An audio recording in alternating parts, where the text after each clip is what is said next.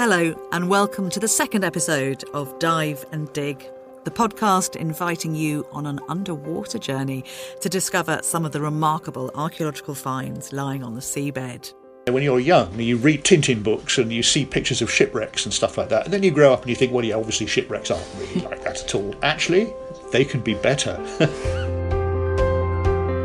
We'll take you down into an undiscovered world thanks to the evolving technology that makes deep diving possible and that allows archaeologists to explore greater areas with ever greater precision. The more things line up, the more secure we can be with the dating of our shipwreck. We'll be talking to the man behind the invention of sonar.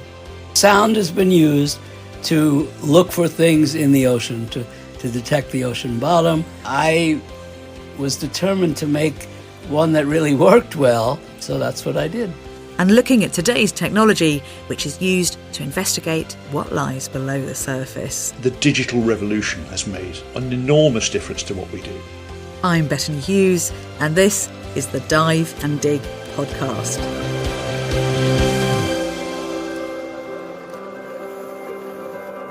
With me is Dr. Lucy Blue, the Maritime Archaeological Director of the Honor Frost Foundation. Now, I know, Lucy, that we are both fans of Honor Frost's work. She was an incredible woman. What a pioneer. Really one of the great pioneers of maritime archaeology. Absolutely. She was an inspiration, actually, to all of us, I would say. And she started her diving career back in the 1950s, and the Honor Frost Foundation continues to support work in the field today.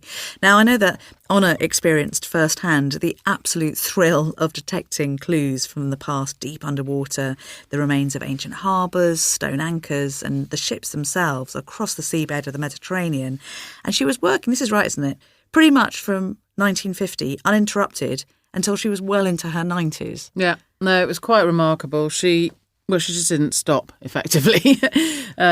She loved being underwater. And in fact, the other remarkable thing is that she wasn't only diving into her 90s, but she was still wearing the same kit that she had when she started in the 60s and 70s, which is, remarkable, really. What a woman.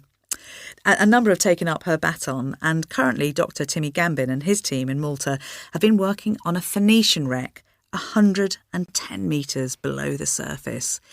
They're down there for 12 minutes on the site, having to record what they find against the clock. And now joining us from Malta to tell us more is Timmy Gambin. Timmy, just thinking about how you record what you're finding when you're down there just for that remarkably short amount of time. How do you document a shipwreck of this nature at that incredible depth? What we do is we use 3D photogrammetry. It's a methodology used throughout the underwater world, not only for archaeology but also for marine biology, for example, and other marine sciences. And just for those who don't know, could you explain what exactly is photogrammetry? We descend with very powerful high-resolution cameras, accompanied by very powerful underwater lights. Lighting at that depth is crucial. We take a series of photographs. To record the entire site, we take about 2,000 photographs. To record just the 4 by 2 meter trench, which we do every day, we shoot about 800 photographs. We actually use 2 specialized softwares to stitch these photographs together, and it gives us a scaled 3D model of the site. Timmy, so exciting. Will you stay around? Because we just want to ask you a couple of other things at the end of the show. Absolutely, thank you. Well, as Timmy has demonstrated, technology has made a huge difference over the last decades, and particularly in the last 10 years, as to how we find, detect and also document finds underwater. Professor John Adams is a colleague of mine from the University of Southampton. He has vast experience as a maritime archaeologist. In fact, he was the chief diving archaeologist on the Mary Rose back in the 1970s. He's joining us now to explain more about those early days of maritime archaeology. We have a fragmentary set of remains that relate to a once organised and functioning machine, and that's what we're trying to get back to understanding. And, of course, the people who are actually making it and doing it. I mean, obviously, we've seen a massive change in technology over the last decades. I think, yes. In general, the digital revolution has made an enormous difference to what we do. Some of our original systems, like geophysics systems, for detecting, modelling the seabed, recording the nature of the seabed, and seeing below the seabed with acoustics. Until the 1990s, these systems were analogue, and they weren't particularly easy to use, and there's something that would make a geophysicist excited. An archaeologist would look at it and go, "That's a splodge. What does that mean?" But then the digital technologies, the digital versions of these things came on, and then the resolution crept up, the graphic representation of what was really being recorded and revealed increased. The cost of the systems came down, the ease of use increased, and things that were once exotic and out of reach for most people are now within reach of most people. And so side-scan sonars, swathophotometry, multi-beam systems, and even small remotely operated vehicles, none of these were available outside of rich industrial companies or navies and things sort of 30 or 40 years ago. Now they're much more accessible.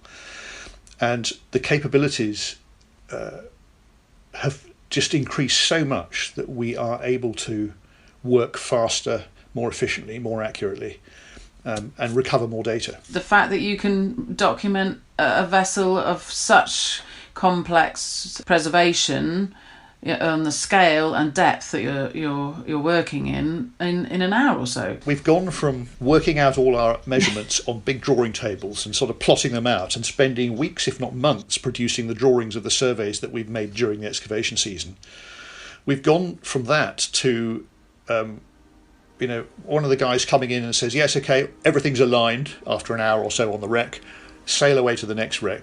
Meanwhile, they're processing the model, and then the next day, rather than drawing the survey, we're holding up a 3D printed model of the ship, going, yes, I didn't notice that bit when we were underwater. It's just, it has actually, the last sort of 10 years or so, with photogrammetry and 3D printing, for instance, that the way we were working those things, those technologies into the way we were looking at wrecks, completely different to what we were doing even 10 years ago. Amazing. It is incredible, isn't it, if you think of the leaps and bounds in changes, and then back to that very early maritime archaeology when Honor Frost was working the field. Because if conditions are challenging today, they definitely were much harder then. No, absolutely. When Honor was working, for example, on the Marsala shipwreck, this is this 3rd century vessel that she found off the coast of Sicily. In fact, in the conditions she was working in were quite shallow, but sometimes working in shallow water can be even harder because you're sort of buffeted around by the waves and things. But the technologies were really quite different. The team was essentially working with just pencils and tape measures and writing notes on slates, this sort of thing. They didn't have the technologies such as cameras and digital recording systems that we have today. But still, the discovery is remarkable. When Honor writes, when she first found the Marsala shipwreck, and I think this little clip sort of encapsulates the sort of excitement in a way. She says, "Between 2 piles of ballast stones, a large timber, such as I'd never seen before, emerged from the sand like the head of a primeval animal, crowned with weed. The presence of a buried wreck was evident." So the excitement was still there, but the tools that they were using to discover them were certainly very different. Lucy, just explain something to me, because when you're doing archaeology on land, stratigraphy is very important. It's a big deal. How does that translate to work in water? A lot of people think that you don't have stratigraphy underwater, but that is not the case. In an enclosed environment, in a shipwreck in particular, you can still detect change over time. And in fact, there's a really excellent piece from Honor when she was being interviewed on a Radio 4 programme, on Woman's Hour actually, where she describes stratigraphy, and we can listen to it now. You do it in layers. It very much depends on the wreck. But what I'd learnt in France about wreck formations, about how you get a tumulus and then how the wood flattens out, the hull flattens out underneath the weight of the cargo, assuming the cargo is heavy, and then the whole lot becomes buried. You have to dig down it in a certain way from the top to the bottom, and at every layer you have to make a plan so that you know exactly, you can then reconstruct and put it all together again and see what the ship was like. But on land, you date by your stratigraphy, like if you don't answer your letters and you chuck them into a basket on your desk, you know that the one at the bottom is going to be the earliest. And it's as simple as that. And they dig through these layers, and they can see the different layers. And then if they get an object of known date, like something with the name of an Egyptian king written on it, then they can work out the other layers, that was such and such a date, and the other layers were before and after, and so on. A bin analogy. Yeah, exactly. Exactly. I mean, this is a slightly stupid question, Lucy, but how are these sites found? Because, I mean, sometimes as we've been discussing, you can have sponge divers who go down, for instance.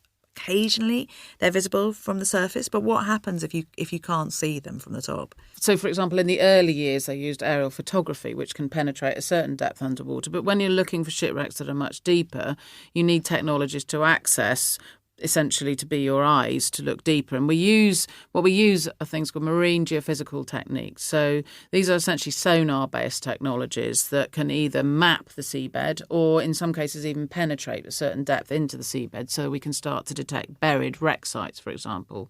And in fact, one of the people who first worked on the key technology, or sometimes toys as I call them, is a guy called Marty Klein, and he invented side-scan sonar. This is a technology that maps the seabed. And in fact, Marty Klein, when he was first developing the technology, he used it in an attempt to hunt down the Loch Ness Monster. We have got to hear from him. To go back to the beginning with sonar, light doesn't travel well in the ocean, so people learned a long time ago that sound does travel well in the ocean. It travels for long distances. And so people have been using sound in various ways. They used it to look for fish. They used it for echo sounding or hydrography to determine the depth of the bottom. After the Titanic tragedy, a lot of work was done on sonar just to look at the bottom and see if you're going to come to an iceberg or a shallow water. So the sound's been around for a long time. And so sound has been used to look for things in the ocean, to detect the ocean bottom, to look at sub-bottom layers, and a lot of military things, to look for enemy submarines, to look for enemy ships. So a lot of the developments were in the ocean. So the way sound works, it's these things that they call it an active sonar. You send out a pulse, a sound pulse, and this pulse might be of various lengths and frequencies. Sometimes it's a very high frequency, sometimes it's a very low frequency, and the distance you can see is inversely proportional to the sound frequency. So a low frequency travels a long way, a high frequency travels a short way. And you send out a sound, and then you receive echoes. And those echoes might come from the bottom. They might come from a target on the bottom. They might come from a ship. They might come from fish. They might come from a shipwreck. And you then record the echoes in some fashion on some sort of a graphic recorder. And there are all kind of challenges. The sound also can get bent. It doesn't necessarily go a straight line. So there's a lot of challenges in making a sonar and making it work properly. And I have a lot of friends who work these days. There are expeditions in the deep ocean. Bob Ballard, for instance, has a ship called Nautilus, and the underwater, the sonars, the other sensors just keep getting better and more sophisticated. So there's many, many things yet to find. It's called the Nautilus, after my hero, Captain Nemo. But instead of physically going down, I use underwater vehicle systems that I can put down and then leave down indefinitely and stay down for days and days and days. We're really privileged to have Bob Ballard here with us. Bob is an ocean explorer who's led over 150 underwater expeditions, resulting in really significant scientific discoveries, not to mention the Titanic. I wanted to do something that the public would graft onto. And if I just found another tube worm or another shipwreck, I wanted to do something that would really catch their imagination. And I think I overdid it. But that was what led me into human history late in my career in 1985 when I found the Titanic. And that was the first shipwreck I ever found. And then I went on a binge and for about 20 years. So that was sort of how I got going. But then I began to dream about a newer technology, the one I have now, where you physically don't have to go down in submarines. When I dove in the Cayman Trough, where the deepest volcanoes existed at 6,000 meters, it took me 6 hours to get down in the bathyscaphe in the morning and 6 hours to get back at night. So if you run the number, 12 hours of commuting to work left only minutes to actually do something. And exploration is all about bottom time. But instead of physically going down, I use underwater vehicle systems that I can put down and then leave down indefinitely and stay down for days and days and days. Because now the toys of choice are not ROVs initially, they're AUVs. These are autonomous, means humans out of the loop. They're operating on artificial intelligence. So these vehicles are vehicles that operate independently, and you can program them. And we're developing that same kind of technology of swarming, that's what we call it, swarming autonomous underwater vehicles. So they're basically autonomous drones underwater. They're like a pack of wolves. No, we have the technology now. We can do it from the beach. We can go down and just throw them in the water, and they take off for a couple of days, and we can have a beach party and they come back. It's ridiculous what we can do. Well, I'm very, very excited by this, and I'm really, really, really grateful for you talking to us today. I have learnt so much, and I'm definitely going to buy the book Into the Deep and learn more. Thank you so much. Take care. My pleasure.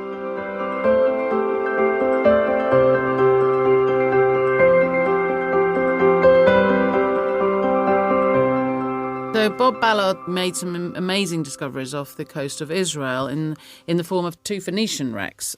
And the reason that he was able to actually identify them as Phoenician was from this sort of shape of a ship, literally lying flat on the seabed, and the amphora typology, the types of amphora that they were carrying. I'm no expert on amphora. In fact, I'm not necessarily a great fan of them, if I'm perfectly honest. But I'm going to welcome Dr. Stella Domestica from the University of Cyprus, who absolutely knows more about amphora than anybody would probably want to. Thank you, Lucy. And I'm really excited that I'm talking to you in particular about my favorite subject. Well, amphorae, usually people do call them transport amphorae. And they had this distinctive shape. The shape is more or less standard. They have a narrow neck or a narrow mouth.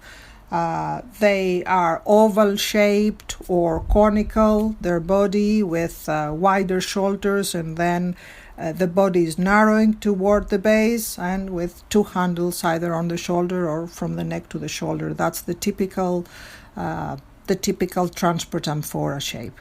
Because they were stowing them in tiers, then they were using this very narrow base to wedge the upper tier containers among the shoulder or the neck of the lower tier ones. So, okay, these amphora are made from pottery, from ceramic, but presumably there are certain types of clay that is good for making pots and others. So, I know that different amphora take on different shapes. How does this, we're thinking about quite a long duration of time coming from different parts of the Mediterranean. So presumably after a while you could sort of distinguish where your wine or your oil was coming from by the different ceramic or the shape of the amphora. The typology is the way we classify the different containers according to their shape mainly, and if we know more, their fabric and provenance. we have to understand which pottery tradition these containers belong to so that we have a first impression where they come from and how they date. And as we, in archaeology, we have managed to map these different trends and manufacturing details that could tell us that an amphora could come from the Aegean or could come from the Central Mediterranean or could be Bronze Age or Roman period. So we pay attention to these details and we create typologies and we use them for our first classification and dating.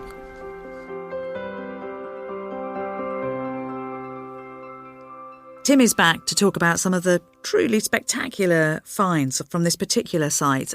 Timmy, we've heard of the Phoenicians.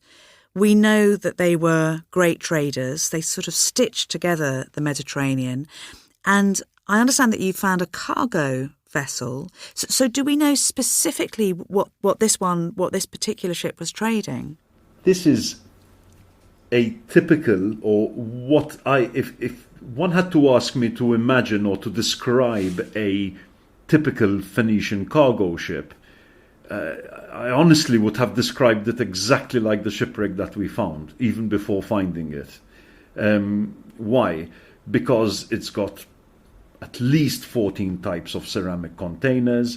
It's got of various sizes. It's carrying grinding stones. So I can just imagine the merchants on board saying, okay, we can buy a little bit of this here because we're going to make a profit there. Then over there we'll buy some more of wine, for example, and transport it across the sea. You can really sort of picture this kind of Phoenician merchant mentality, so to speak, just by looking at the wreck. Now, of course, by excavating it and then studying the results of the excavation, we can start to really beef up these thoughts.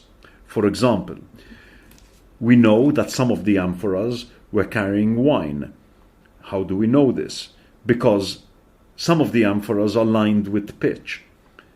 Now, we know that amphoras carrying wine were lined with pitch so that the wine would not lose its taste or take on a bitter taste when it comes into contact with the ceramic. We were recently sieving one of the amphoras, because the amphoras, once we bring them up, are full of clay, and found the bone of a lamb. Now we've got to get this tested, make sure that it's from the same shipwreck and wasn't sort of thrown into the sea by a fisherman on the surface a few hundred years later. But I'm pretty sure that it's from the same date, and we know that from the same period in Sardinia, excavations on land are uncovering amphorae filled with baby goats, with the bones of kids and lambs.